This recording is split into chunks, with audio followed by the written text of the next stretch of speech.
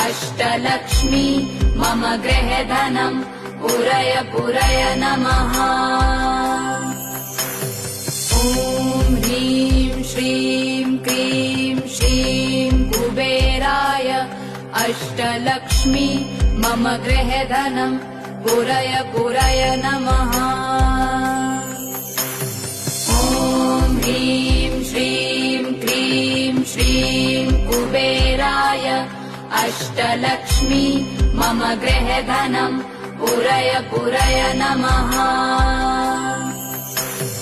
ॐ ह्रीं श्रीं क्रीं श्रीं कुबेराय अष्टलक्ष्मी मम गृहधनं पुरय पुरय नमः।